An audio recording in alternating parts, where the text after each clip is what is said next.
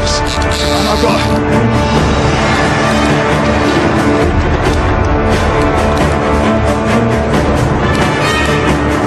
It's gonna jump, it's gonna jump. That's the float, it's gonna see the fish very soon. Gonna see the fish very soon. There it is, that's a good fish. Look at that. The net, the net, the net. Careful, Fred, careful, careful, careful.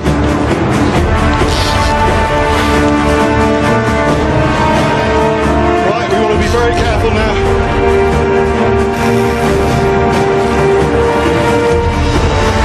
The net. We want to get the head in. La tête, la tête. Oh, seconde le poisson. Oh, I got it.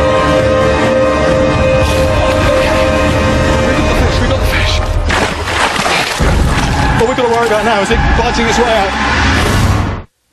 At last, I've got my Goliath tigerfish. Right now, just a moment. Is there anything in this or not?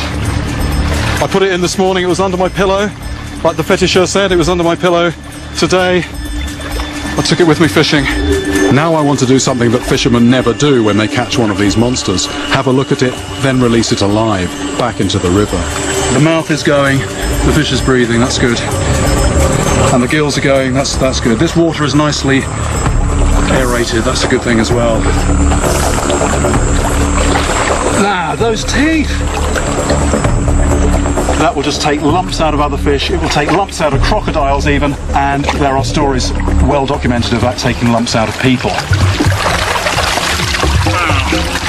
There we go. Oof.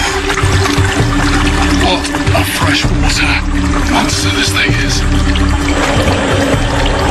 What I'm looking at here is the ultimate piranha. Those teeth, just like a piranha's, triangular, sharp blades down the side, and they interlock. They interlock almost like scissors. They will just cut a lump out. Two big differences though. One is piranhas hunt in packs. You know, this is a solitary hunter, and the other thing is the size.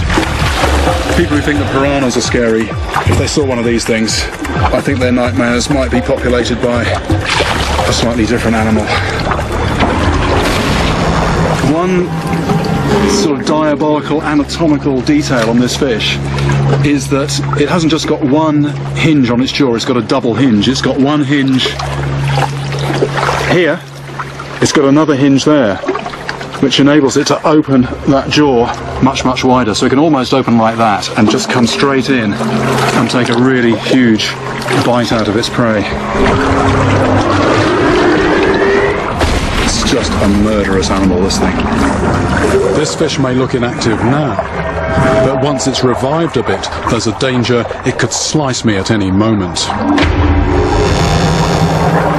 I actually don't want to let it go too soon, even though there's a risk to me if I stay in the water, you know, too long beside it. But what I don't want is for this fish to swim into the powerful water and then just not be able to hold itself upright. It will just roll belly up and probably get sort of battered on some of these rocks here. So I want it to be completely recovered before it goes. You know, I want it to be able to swim off, keeping itself vertical, unaided. Oh, yes. No.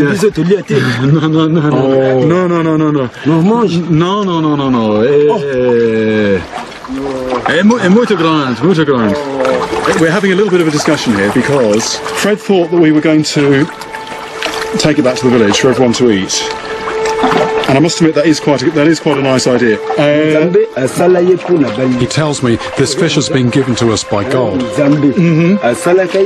He said even for the fetisher who gave me the charm, who told me I'd have success in the fishing, send him a piece of the meat.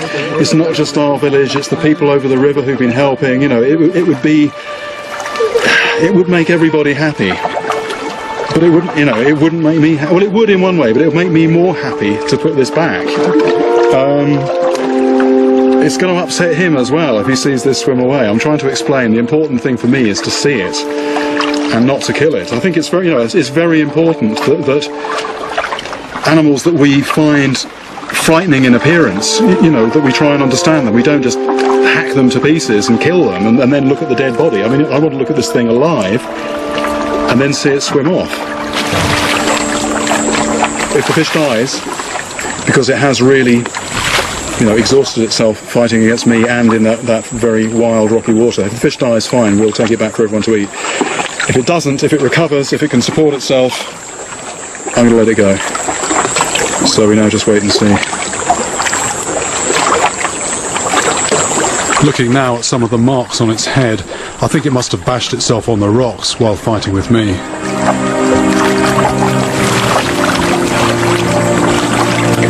It's possible that it might die, but what I want to do is give it the best chance possible.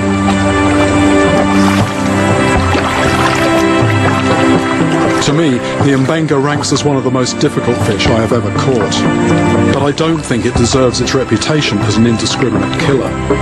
Each attack involves splashes or bright shiny objects in the water, which, to a Goliath tigerfish, resembles its normal food, other fish, and it responds in the only way that it knows. After an hour, the decision is taken from me, as I feel the life slipping away from this monster. You know, it's not going to make it. So, I mean, the good thing is, although the fish has died, you know, it won't be going to waste.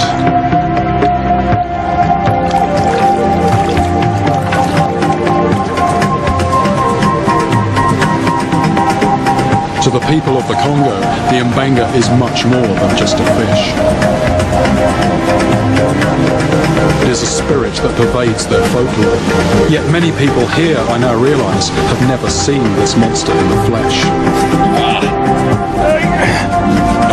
I begin to suspect that for Fred, returning this fish would have meant much more than just losing a meal.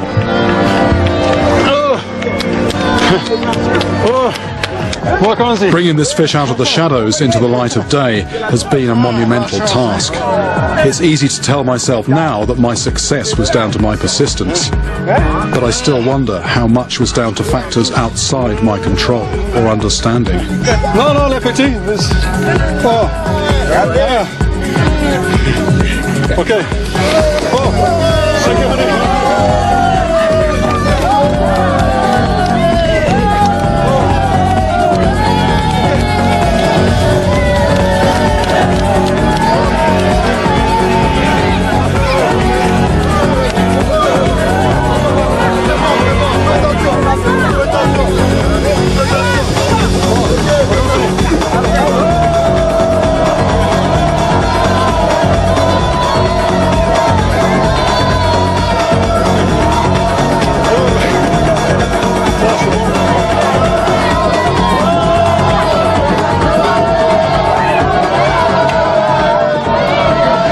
It's never good when a fish dies, but when it gets that kind of reaction, when you bring it in, that's a big meal for lots of people. That's about 200 and odd people in this village. I think they're all going to have a piece of that.